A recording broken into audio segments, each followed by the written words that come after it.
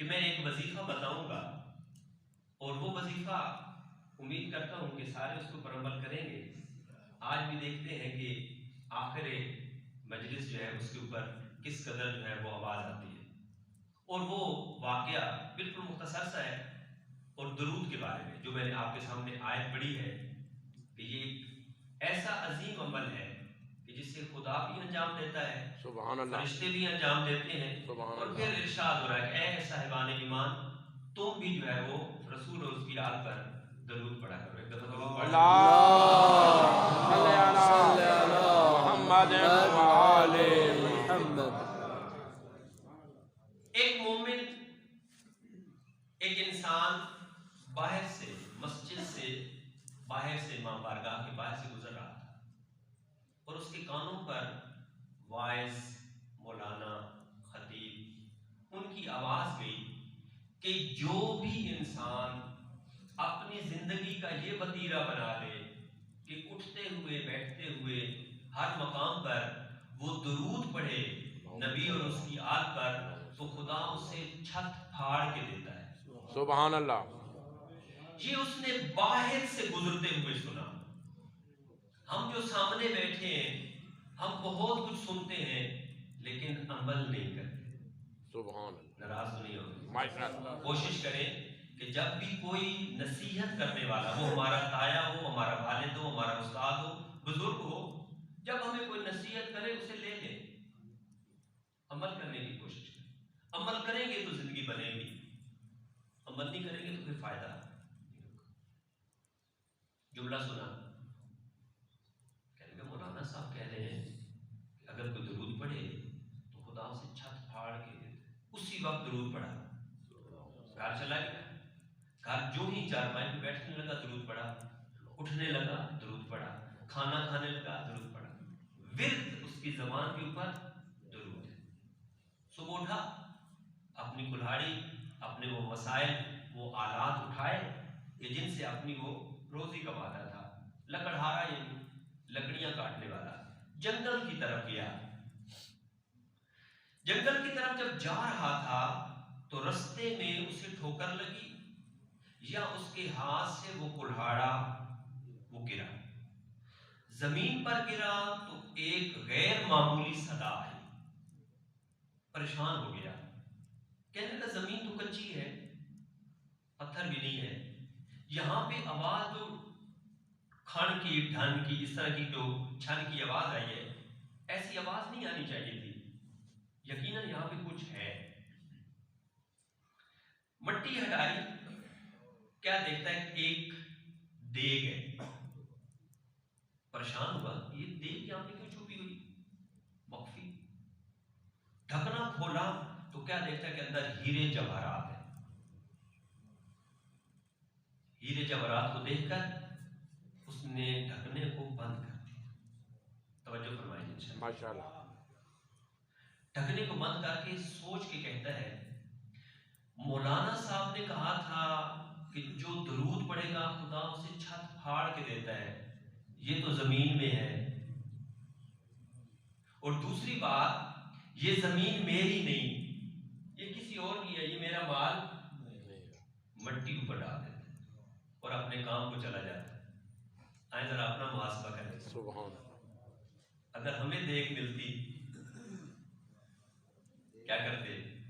فرض کرے کہ میں ہی ہوتا، میرے پاس بہت سارے کپڑے ہیں، اباب بھی ہے، کباب بھی ہے، اور اگر کسی کے پاس نہ ہوتی تو اپنی قمیض اتار لیتا، قمیض نہ ہوتی تو شرٹ اتار لیتا، کسی نہ کسی طریقے سے فوراً اس دیگ کو غائب کرتے ہم۔ ہماری حالت یہی ہے نا، رستے میں پڑا ہوا 1000 روپیہ پڑا تھا، ہم نے اٹھا لیا، انگوٹھی پڑی تھی ہم نے اٹھا لی، میری تو ہے نہیں، 1000 روپے میرا تو ہے نہیں۔ مثال سمجھ آ رہی ہے؟ ہاں، ہم اپنا ذرا حساب کرتے جائیں، اپنا محاسبہ کرتے جائیں کہ ہم کہاں پہ کھڑے ہیں۔ کہنے لگا یہ مولانا صاحب نے کہا خدا چھت پھاڑ کے دیتا ہے، یہ چھت سے نہیں، یہ زمین میں، اور یہ زمین میری نہیں، یہ غصبی ہے میرے لیے۔ اپنی لکڑیاں لے کر بازار فروخت کر کے گھر پہنچا، رات کا وقت ہوا، اپنی بیوی کو پورا قصہ سنایا۔ میری مائیں اور بہنیں توجہ فرمائیں، کہنے لگا اے میری شریک حیات، آج جب میں جا رہا تھا میرے ہاتھ سے اوزار گرے اور ایک آواز آئی زمین کا، وہ اوپر سے مٹی ہٹائی تو نیچے سے دیگ ہیرے جواہرات ملے، بند کر کے آ گیا۔ کہنے لگی وہ تیرا ہی مال تھا۔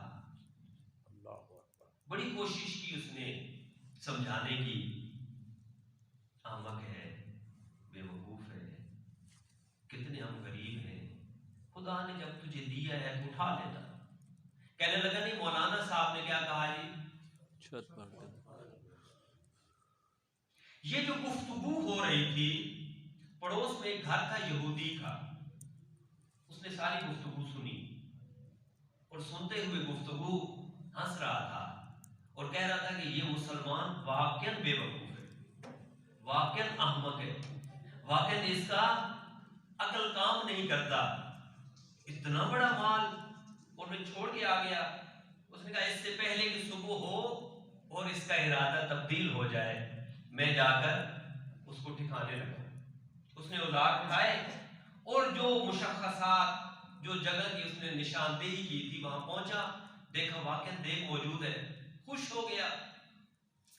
ڈھکنا دیگ کا جو ہی اٹھاتا ہے کیا دیکھتا ہے کہ اس کے اندر سانپ ہے،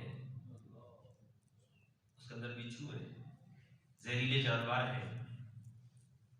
فوراً ڈھکنا بند کیا اور کہتے ہیں عجیب، یہ مسلمان جسے میں احمق کہہ رہا تھا، جسے میں بے وقوف کہہ رہا تھا، یہ تو بہت بڑا سازشگر ہے، یہ تو سازشی ہے، اس نے تو پلاننگ کی ہے۔ یہ مجھے سنا رہا تھا کہ میں سنوں، میں رات کے اندھیرے میں جاؤں، اس دیگ میں ہاتھ ڈالوں، وہ سانپ بچھو مجھے کاٹے، میں مر جاؤں اور یہ میرے مکان کے اوپر قبضہ کر لے۔ جب یہ اس کی فکر جو ہے وہ پروان چڑھ رہی تھی تو کہنے لگا اچھا میں اس کا خود علاج کرتا ہوں۔ اس نے ایک کپڑے کا ایک حصہ بنایا، اپنے سر پہ رکھا اور پوری دیگ کو اٹھا کے اپنے سر پہ اٹھایا اور چلا اپنے گھر کی طرف۔ اپنے گھر میں داخل ہوا، اپنے گھر کی سیڑھیوں سے اس مومن کے گھر کی چھت پہ آیا، اللہ اکبر، اور چھت پہ آ کر اس نے آ کے چھت کو پھاڑنا شروع کیا۔ چھت کو پھاڑ کر وہ دیگ اس نے انڈیل دی۔ جب اس نے وہ دیگ انڈیلی تو سامنے اسے محسوس ہو رہا تھا سانپ بچھو ہے، لیکن جب ایک دفعہ دیکھتا ہے کہ یہ تو ہیرے جواہرات گر رہے ہیں، اپنی دیگ کو پیچھے کر کے کہتا ہے اوپر سانپ تھے، اللہ اکبر، نیچے تو سارا ہیرے جواہرات ہے، سونا چاندی ہے، قیمتی زیورات ہیں۔ جو ہی پیچھے کیا پھر کیا دیکھتا ہے کہ پھر وہی سانپ ہے، وہی بچھو ہے، وہی تمام چیزیں، پوری دیگ کو ڈھیل دیتا ہے۔ ادھر وہ میاں بیوی جو دوسرے کمرے میں سوئے ہیں، ایک دفعہ آواز چھن چھن کی سن کر جاگ جاتے ہیں، کہتے ہیں کیا ہو رہا ہے ہمارے گھر میں، آ کر دیکھیں تو صحیح دوسرے کمرے میں یہ صدائیں، یہ آوازیں کیسی ہیں۔ جب دروازہ کھولتے ہیں تو پورا کمرہ روشن ہے، سبحان اللہ، پورا کمرہ منور ہے، اور ایک دفعہ چھت سے جو ہے وہ ہیرے جواہرات کی بارش ہو رہی ہے۔ اس دفعہ وہ اپنی بیوی کی طرف رخ کر کے کہتا ہے، ہمیں پنجابی میں کرما لیے، سبحان اللہ، اب دیکھ وہ مولانا صاحب نے کیا کہا تھا، انہوں نے کہا تھا کہ جو درود پاک پڑھتا ہے خدا اس سے چھت پھاڑ کے دیتا ہے، یہ مال میرا ہے وہ مال میرا نہیں۔ سبحان اللہ، سبحان اللہ۔ یہاں سے پتا چلا کہ اگر کوئی انسان خلوص دل سے کوئی بھی عمل، کوئی بھی ورد اپنی زندگی کا وتیرہ بنا لے تو خدا اسے چھت پھاڑ کے دیتا ہے۔ بے شک، اب آپ پریشان بیٹھے ہیں کہ اگر ہم نے یہی ورد درود پاک کا بنا لیا تو ہمارے تو لنٹر کے مکان ہیں، اور لنٹر کا مکان اس کا جو چھت ہے وہ تو 5-10 لاکھ کا بنتا ہے یا اس سے بھی زیادہ، یہ تو نقصان ہو جائے گا، شاید فائدہ تھوڑا ہو، نقصان نہ۔ یہ ایک کلمہ ہے، خدا چھت پھاڑ کے، اس کے لیے تو ایسا ہی ہوا، لیکن ہمارے لیے اس کا کیا مقصد ہے؟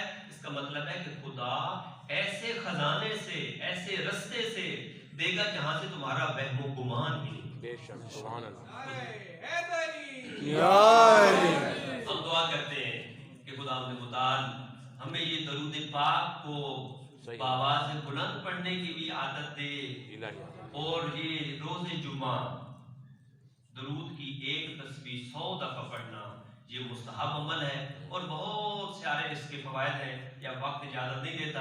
امید کرتے ہیں کہ جب بھی کوئی ذاکر، مولوی، خطیب، واعظ جب بھی صلوات کہے تو صلوات پڑھنے سے انسان کے اندر کی جو قدورتیں ہیں وہ بھی ختم ہوتی ہیں، اور انسان کو اسی کی وجہ سے صحت بھی ملتی ہے، روحانی بھی اور جسمانی بھی۔ اگر چاہتے ہیں کہ روحانی جسمانی ہمیں صحت بھی ملے اور ہماری دیگر حاجات بھی پوری ہو تو بآواز بلند صلوات۔ اللہ